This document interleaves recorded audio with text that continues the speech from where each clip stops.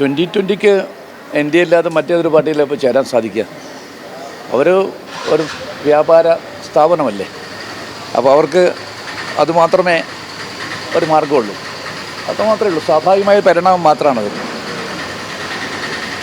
ഈ 2020 BJP ചേർന്നു എന്നുള്ളതിനെ നമ്മൾ വലിയ രീതിയിൽ കാണുന്നില്ല. പക്ഷേ BJPക്ക് കേരളത്തിൽ വലിയ രീതിയിൽ സ്വീകാര്യത വന്നു തുടങ്ങുന്നുണ്ടോ? കാരണം 2020 പോലെയുള്ള ഒരു പാർട്ടി അത് BJPക്കൊപ്പം ചേരുന്നു, അതിന് മറ്റു വശങ്ങൾ വിട്ടേക്കുക. സ്വീകാര്യതയുടെ മാനദണ്ഡം എന്താണെന്നല്ല ഒന്ന് വിശദീകരിച്ചു തരണം.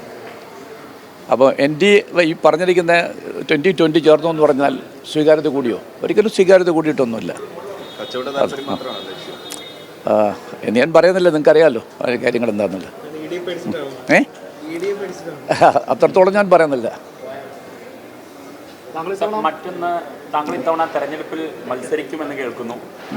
നേതാക്കളെയൊക്കെ കൊണ്ടുവരണം എന്നുള്ള ഒരു ആവശ്യം നേതൃതലത്തിൽ നിന്നും ഉയരുന്നുണ്ട്.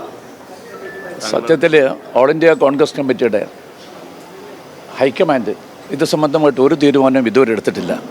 ഹൈക്കമാൻഡാണ് തീരുമാനിക്കേണ്ടത്.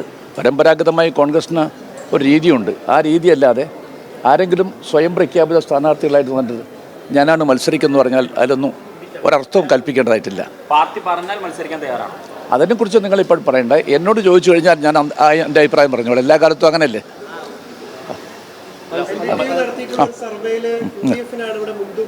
അതെ അതെ. എനിക്ക് അതിന് എന്തെങ്കിലും ഒരു തരത്തിൽ ഒരു പ്രത്യേകതയായിട്ട് എനിക്ക് തോന്നിയിട്ടില്ല. ഇവിടെ UDF അനുകൂലമായിട്ടുള്ള രാഷ്ട്രീയ കാലാവസ്ഥ ലോക്കൽ ബോഡി തെരഞ്ഞെടുപ്പിൽ തന്നെ വളരെ കൃത്യമായിട്ട് ആ ചുവരെഴുത്ത് വായിച്ചാൽ നമുക്ക് മനസ്സിലാക്കാൻ സാധിക്കും, തെളിഞ്ഞു വന്നിരിക്കുകയാണ്. പിന്നെ അതിനൊരു പ്രത്യേകതയൊന്നുമില്ല. ഏത് സർവേ നടത്തി കഴിഞ്ഞാൽ ആ സർവേയൊക്കെ തന്നെ ഐക്യ ജനാധിപത്യ കക്ഷികൾക്ക് അനുകൂലമാണ്. കോൺഗ്രസ് നേതൃത്വം കൊടുക്കുന്ന UDF അനുകൂലമായിരിക്കുന്ന കാര്യത്തിൽ എനിക്ക് സംശയമില്ല. ഞാൻ എൻ്റെ ജീവിതത്തിൽ അങ്ങനെ ഒരിക്കലും ഞാൻ മത്സരിക്കണമെന്ന് പറയാറില്ല. അതൊക്കെ കൊച്ചു സബ്ജക്റ്റുകളാണ്, അത് വിടും. അത് റൈറ്റ്.